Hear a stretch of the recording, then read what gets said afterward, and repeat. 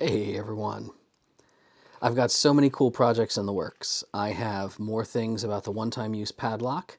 I have stuff about tamper seals. I have all kinds of new tools I've been working on.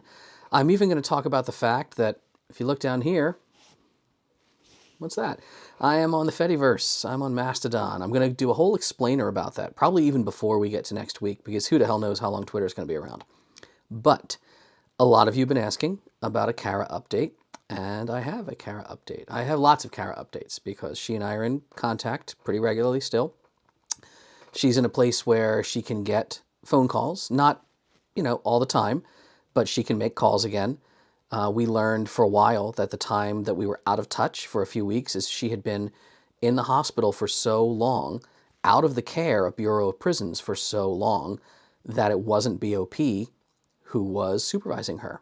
So her guards, because again, your tax dollars are paying for 3 shifts every fucking day of people outside of the room of a woman who can't walk to make sure she doesn't run away.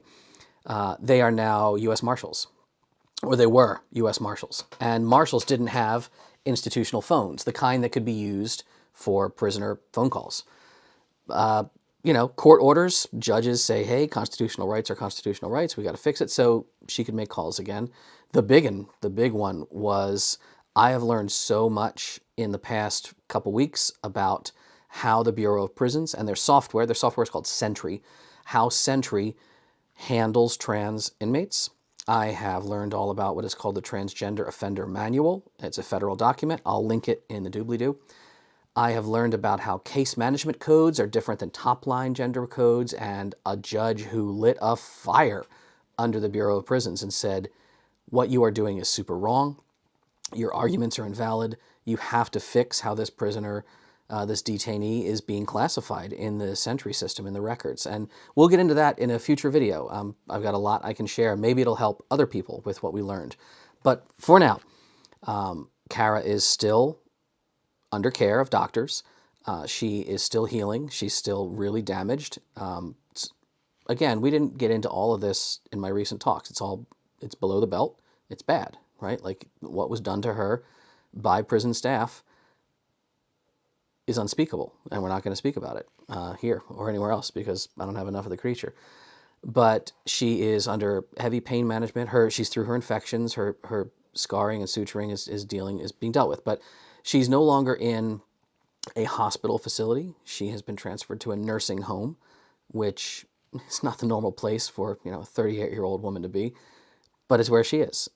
Similar surroundings, though. She has medical care. She has regular visits from specialists as well as medical, medicine dosing. She's continuing on. She has physical therapy.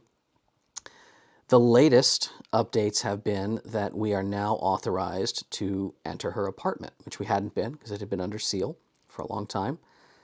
And much as I'm not going to show you completely uncensored photos of Kara for privacy reasons and for the fact that my heart can't always take it, here's her. She's doing her best to smile at her last visit with her attorneys.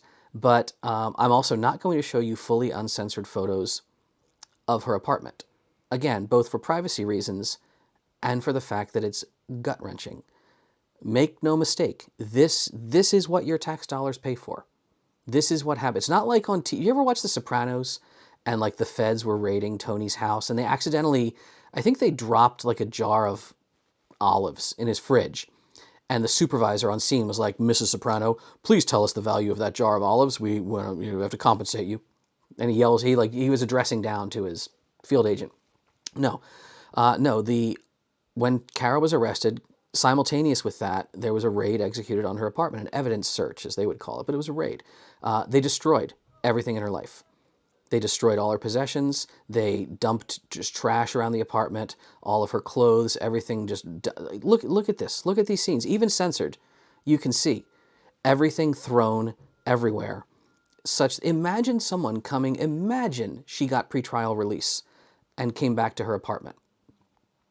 What would this do to a person? What would you do if you could barely walk, if you were under heavy medical sedation and facing criminal charges, and this was the home that they deposited you at? All the lights left on, all the appliances, TVs turned on, just left on. And I'm told by other people who have been through the system that that's intentional. That's to run up someone's electric bill in the hopes of getting their electric cut off before they ever get back to their house. Again, just the relationship with the landlord is destroyed. Everything's destroyed. It's just one more step in her life being dynamited. And it's one more opportunity for those of us who love her to say, no, we got this. We're going to take care of it. We've already been in there. We've already cleaned out everything of value, and that's preserved, and we move on, and we move on. And a lot of you who have been outraged by this story have been asking, what do we do? How can we help Kara? What can we do? And I think she would say the same thing I would say, which is if you're outraged by this, what you do is you go out in the world and you find someone who needs help and help them. Yeah. Go out and find your own Kara, because your Kara's out there looking for you. Not because they need you.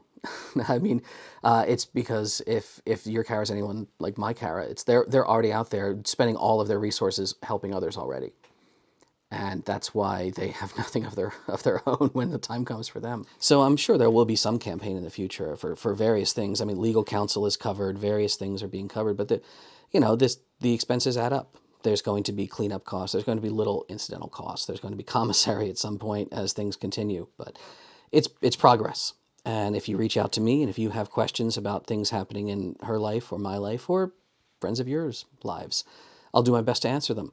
Again, you can reach out to me on Twitter or email and stuff, but I'm more on Mastodon. I'm on the DEF CON instance. If you have questions about that, that'll be an upcoming video. I'll give you more news there. But in the meantime, just be good to one another and know that I love you, and all the words of support, she loves them from you and I love her. And yeah, we're all in this together. So stay safe out there.